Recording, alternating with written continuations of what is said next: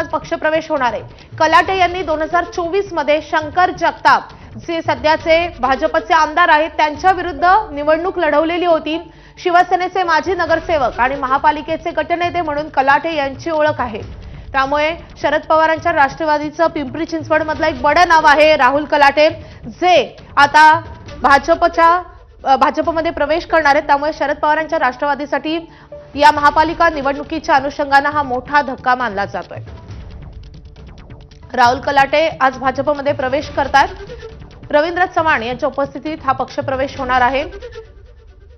कलाटे यांनी नुकत्याच पार पडलेला म्हणजे 1 वर्षापूर्वी पार पडलेल्या विधानसभेच्या निवडणुकीत शरद पवारांच्या राष्ट्रवादीकडून निवडणूक लढवलेली होती।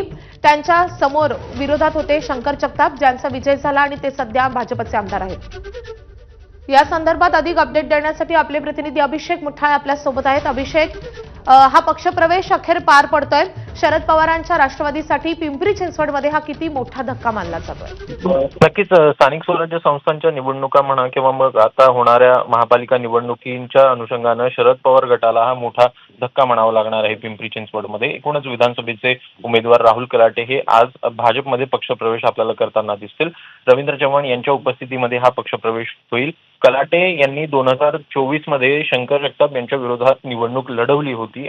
शिवसेनेचे माजी नगरसेवक देखील ते राहिले आहेत। महापालिका गटनेते म्हणून कलाटेची ओळख आहे। एकूणच मोठी ताकद ही शरद पवार गटाला 2024च्या विधानसभा उमेदवार म्हणून देखील मिळालेली होती। मात्र एकूणच मागील काही दिवसात त्यांचा पुन्हा एकदा भाजप पक्षप्रवेश होईल अशा प्रकारच्या चर्चा होत्या आणि आज आपल्याला पक्षप्रवेश त्यांचा होताना दिसतोय आणि त्यामुळे एकूणच मोठा फटका हा पिंपरी चिंचवडमध्ये शरद पवार गटाला म्हणावा लागेल।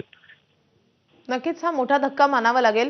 मात्र अशाही बातम्या होत्या की भाजपमध्ये म्हणजे पिंपरी चिंचवडमधल्या भाजपच्या तिथल्या नेत्यांमध्ये काहीशी नाराजी आहे यावरून। त्यामुळे आगामी महापालिका निवडणुकीच्या अनुषंगाने जर कलाटे त्यांच्या पक्षात येणार असतील तर ज्या कलाटेंच्या विरोधात विधानसभेला निवडणूक लढवली तर त्यांच्याच बरोबरीने प्रचार करायचा हे तिथल्या भाजपच्या नेत्यांना मान्य असणार आहे का? एकूणच या संदर्भात पाहायचं तर या अगोदर देखील चर्चा झालेली होती आणि त्यामुळेच कुठेतरी पक्षप्रवेश जो आहे त्याला उशीर झालेला आपल्याला पाहायला मिळतो आहे। या अगोदर देखील कुठेतरी या सगळ्या माध्यमातून चर्चा ही होताना पाहायला मिळाली। अनेक नाराजी नाट्य देखील होताना दिसलेलं होतं।